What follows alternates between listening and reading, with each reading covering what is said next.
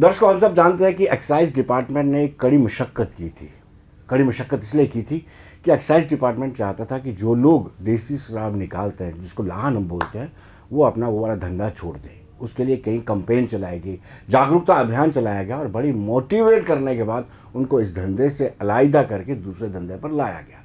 Lockdown, कोविड-19, उस period में सबकी रिस्पॉन्सिबिलिटी बनती थी कि अपने अपने दायित्व का निर्वाह करें। लेकिन जैसे लीकर शॉप्स बंद होती हैं, वो धंधा जो पहले बंद हो चुका था दोबारा नए सिरे से रिवाइव हो जाता है। ये चिंता का विषय है। जिन लोगों को एक बड़ी कसरत के बाद इस धंधे से हटाया गया, कहीं ना कहीं थोड़ा बहुत रिवाइव होना शुरू होगा। पूरी तरह से नहीं कहेंगे, क्योंकि अभी भी एक्साइज डिपार्टमेंट पूरी तरह से प्रॉम्प्टली एक्शन कर रहे हैं। चर्चा करेंगे। एक्साइज कमिश्नर हमारे साथ राजेश कुमार चौहान हमारे साथ मौजूद है। राजेश जी, आपका स्वागत है। Thank you. जो मैंने कहा उसमें कितनी सताकत है, थोड़ा बहुत एक्टिवेट हुआ धंधा? देखें, कोविड आने की वजह से दुकानें तो बंद करनी पड़ी और डिप्टी कमिश्नर्स ने बंद कर दी और वो ज़रूरी थी जी। और लेकिन इनपुट्स हमारे ये आए कि लोग दोबारा से जो देसी शराब है गांव वगैरह में निकालने का धंधा जो था वो उन्होंने बढ़ा दिया जी। आपने।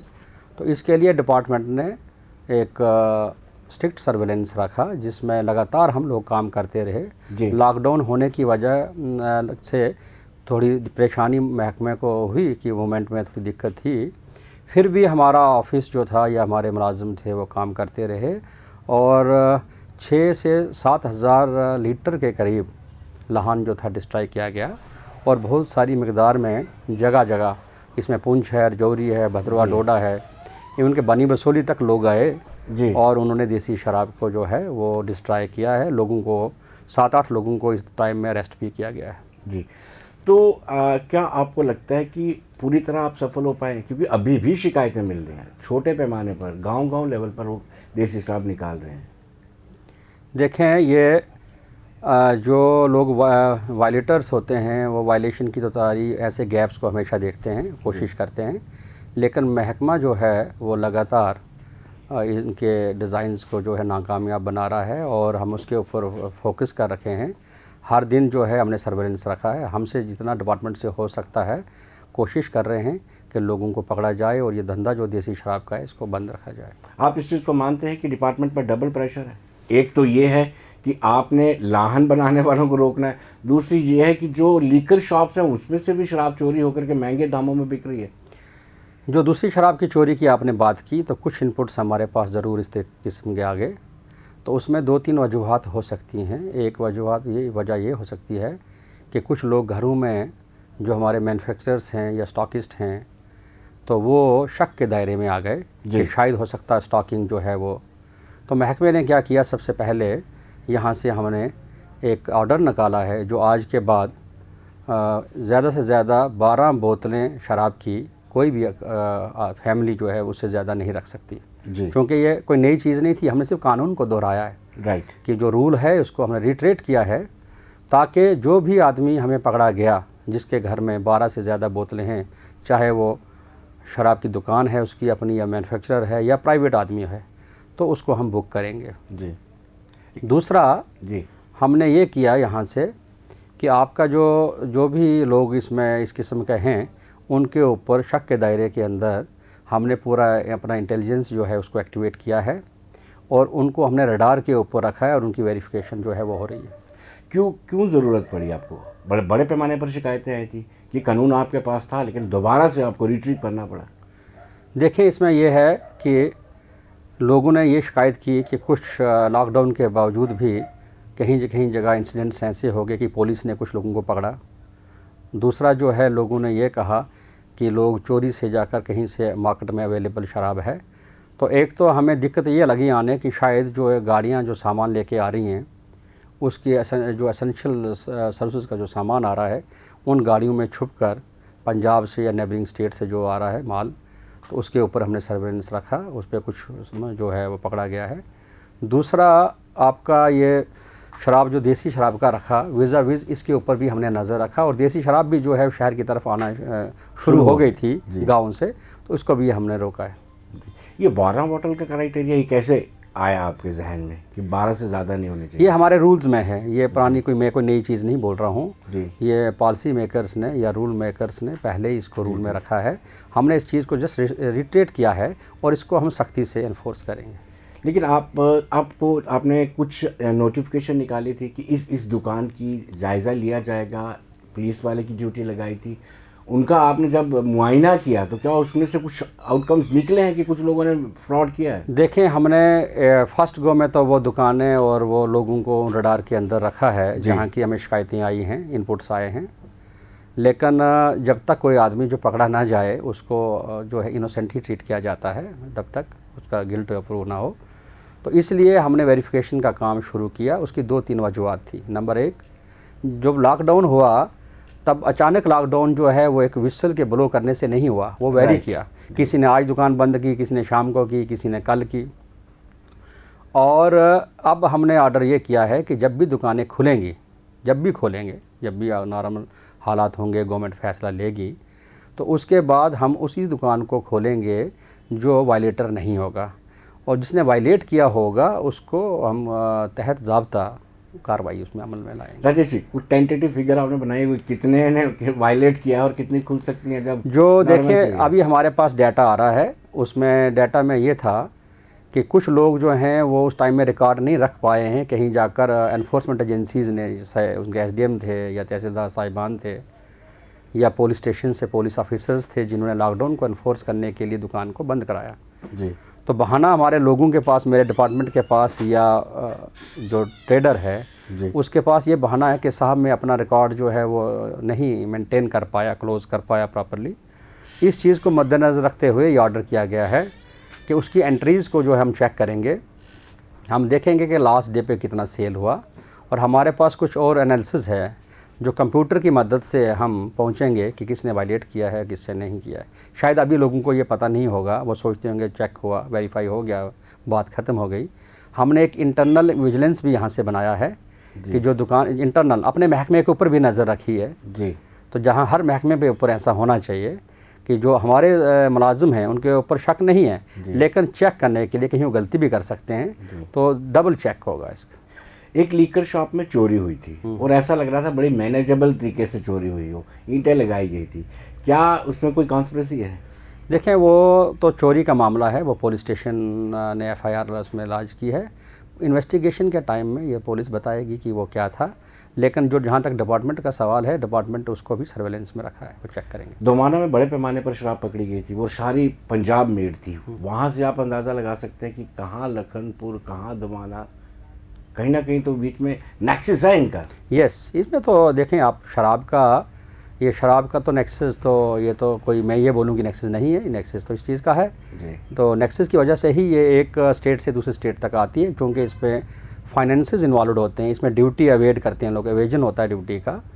दूसरा, देसी शराब जो है या एक्सपायर्ड शराब लोग बेचते हैं, तो यही धंधा, इसलिए तो महकमा है और महकमे का ये प्राइमरी काम है। लेकिन हमें जो दिक्कत आई थोड़ी सी, एक तो लॉकडाउन की वजह से मूवमेंट हो नहीं पाया मुलाजमों का, दूसरा हमारी एक चेक पोस्ट होती थी लखनपुर में जी, जिसमें मेरे पास कोई 250 आदमी होते थे। तो वो मेरा महकमा जब मैंने ज्वाइन किया इससे 1 महीने पहले, वो वहाँ से जो टोल पोस्ट वाइंड अप हुआ है, तो वो मुलाजिम जो हैं वो अभी हमने रिक्वेस्ट किया है, वो डिपार्टमेंट ने एग्री किया है, हमें डिपार्टमेंट से पूरा सपोर्ट है उसके लिए। तो वो आदमी एक बार हमारे मुलाजिम जो है वापस आ जाएँ तो दोबारा से हम एनफोर्समेंट विंग जो है चेक पोस्ट जो है वो फिक्स करेंगे। राजेश जी, ये आप मानेंगे नहीं, आप कहेंगे कि ये सिर्फ शिकायतें हैं, कोई प्रूव नहीं है। ये 4-4 गुना ज़्यादा कीमतों पर शराब बिकी है। देखें, ये तो एक जैसे डिमांड और सप्लाई वाली बात होती है जी। तो ये तो आम दूसरी जो आइटम्स होती हैं, जब वो शॉर्ट में पड़ती हैं तो रेट दाम जो हैं वो बढ़ते हैं। तो इसमें ये साफ़ सी बात है कि किसी ने धंधे से अगर बेची होगी और उसने चाहे मैनेज की स्मगल्ड माल होगा या घर में रखा होगा इलीगल तरीके से, तो ज़रूर है, साफ हो सकता है उसने ज़्यादा महंगा रेट बेचा होगा। लेकिन हमारे पास ऐसा कोई आदमी नहीं आया जो ये बोले कि जनाब मैंने शराब खरीदी और मुझे रेट पे ज़्यादा मिली। जब वो आएगा तो हम कार्रवाई कर सकते हैं। आप लीकर शॉप्स की बात करें, जो स्टोर्स हैं उस पर आप कैसे निगरानी रख रहे हैं?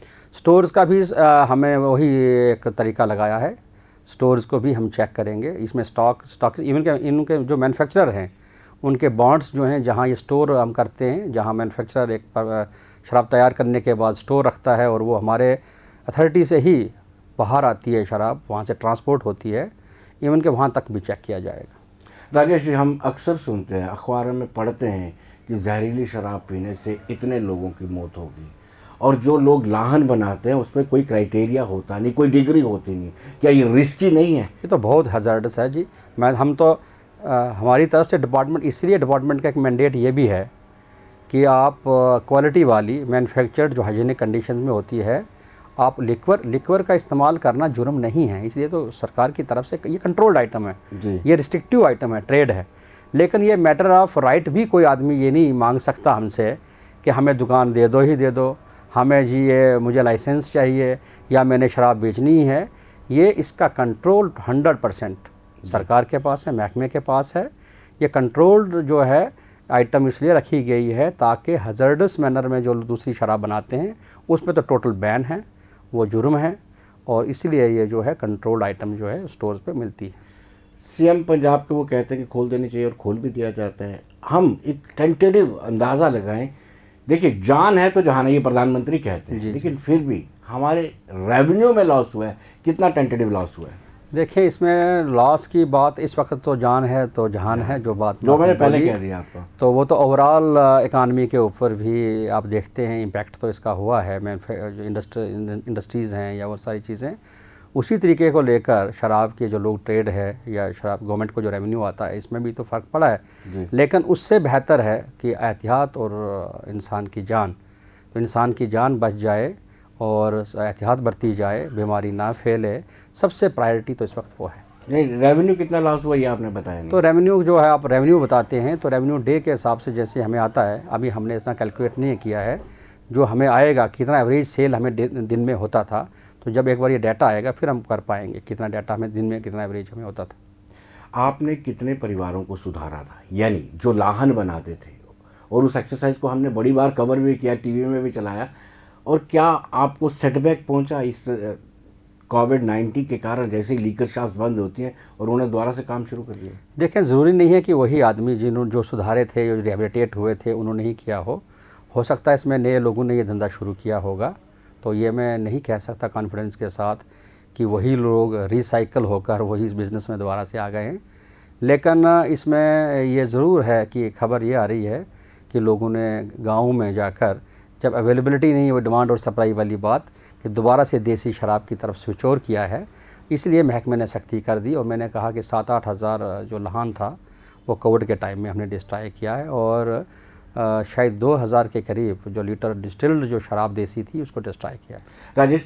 राजेश जी, फैसला लीकर शॉप खुलेंगी ये डीएम ने लेना है, डिप्टी कमिश्नर से लेना है, लेकिन आपको भी तैयार रहना पड़ेगा। आपने कोई मैकेनिज्म ऐसा तैयार किया, क्योंकि जैसे आप दिल्ली देख रहे थे उसमें सोशल डिस्टेंसिंग भी थी और ज़्यादा ना खरीदें, इस तरह की भी वो पूरी पाबंदियाँ लगा रखी थी। क्या आपने भी कोई प्लानिंग, कोई रोड मैप बना रखा है कि अगर खुलती हैं तो ये करेंगे?